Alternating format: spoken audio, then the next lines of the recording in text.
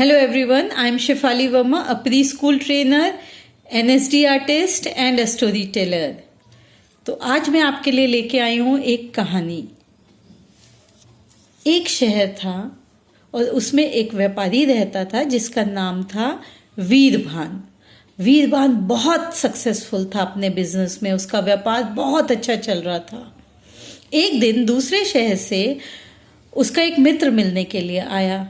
अब मित्र ने सोचा कि मेरा दोस्त तो पहले ही बहुत पैसा है उसके पास, बहुत अच्छा व्यापार चल रहा है उसका, तो मैं उसको क्या गिफ्ट दे सकता हूँ।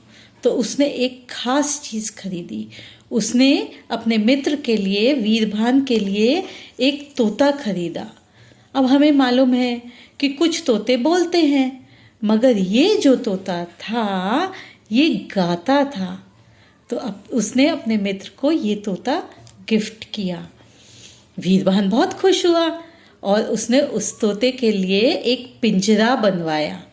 अब उसने कहा जब तोता खास है तो तोते का पिंजरा भी खास होना चाहिए।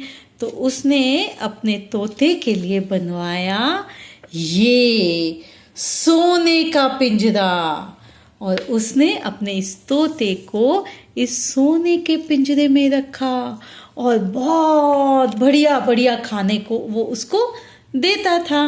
रोज सुबह वो तोते के पास जाता और तोते से गाने सुनता था और बढ़िया चल रहा था उनका दोनों की दोस्ती। एक दिन क्योंकि वो व्यापारी था तो उसको दूसरे शहर जाना पड़ा। उसने अपनी पत्नी और अपनी बेटी से पूछा कि तुम्हें क्या चाहिए। पत्नी ने कहा मुझे तो गले के लिए बढ़िया सा हार ला के देना। बेटी ने कहा पापा मुझे पिंक फ्रॉक में एक गुड़िया चाहिए। व्यापारी ने कहा ठीक है मैं लेके आऊँगा। अब वो तोते के पास गया। उसने कहा भाई तुम्हें क्या चाहिए, तुम भी कुछ बोलो। तोते ने कहा मुझे कुछ नहीं चाहिए, बस मेरा एक संदेश मेरे दोस्तों तक पहुंचा देना। और उसने कहा कि आप जिस शहर में जा रहे हो वहाँ के एक बगीचे में जाना और कहना कि जो सबसे बुजुर्ग तोता है उससे मुझे बात करनी है और मेरा ये संदेश उस बुजुर्ग तोते तक पहुँचाना। और संदेश क्या था? उसने कहा कि आप जाके उसको कहना मैं सोने के पिंजरे में रहता हूँ, मैं सोने के पिंजरे में रहता हूँ, मैं अच्छी अच्छी चीजें खाता हूँ, मैं बहुत खुश हूँ। व्यापारी भी बहुत खुश हुआ। उसने कहा ठीक है मैं ऐसा कह दूंगा। अब वो गया दूसरे शहर, उसने अपना काम निपटाया, अपनी पत्नी के लिए हार खरीदा, बेटी के लिए गुड़िया खरीदी पिंक फ्रॉक वाली, और फिर वो बगीचे में गया और उसने वहाँ तोतों से कहा कि भाई जाओ अपने सबसे बुजुर्ग तोते को बुलाकर लाओ, मुझे उनको एक संदेश देना है। तो सब तोते गए और बुजुर्ग तोते को लेके आए। बुजुर्ग तोते ने पूछा कि क्या बात है। तब व्यापारी ने बोला कि मेरे घर में एक तोता है और उसने ये संदेश दिया है कि मैं सोने के पिंजरे में रहता हूँ, बढ़िया बढ़िया खाता हूँ और मैं बहुत खुश हूँ। तो जब बुजुर्ग तोते ने ये सुना तो उसको चक्कर आया और उसने एक चक्कर काटा, दो चक्कर काटा, वह करके वो गिर गया धड़ाम से धरती पे। अब वो व्यापारी तो बहुत घबरा गया कि अरे मैंने ऐसा क्या कह दिया, मैं तो अच्छी बात बोली थी।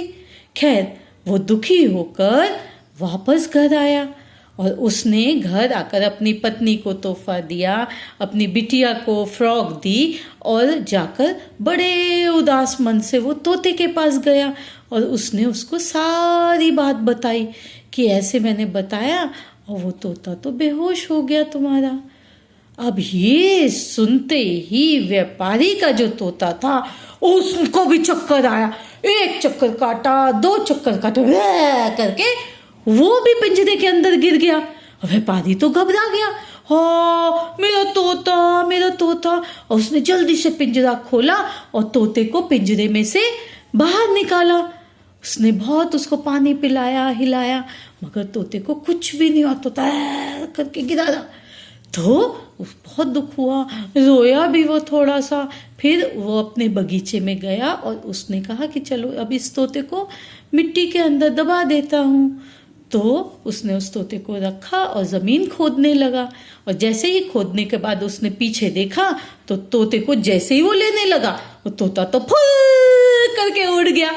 और तोते ने, जब व्यापारी जो था वो तो बहुत खुश हुआ कि अरे ये मेरा तोता तो जिंदा है, पर उसको आश्चर्य भी हुआ कि तोते ने ऐसा क्यों किया।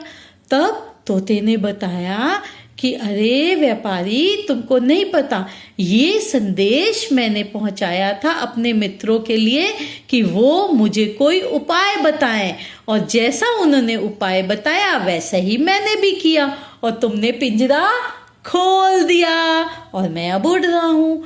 और उसने व्यापारी को बताया कि चाहे पिंजरा लोहे का हो, स्टील का हो, कोई भी पिंजरा हो, लकड़ी का हो, मगर और सोने का भी हो, तो भी मुझे खुशी किस चीज में मिलेगी?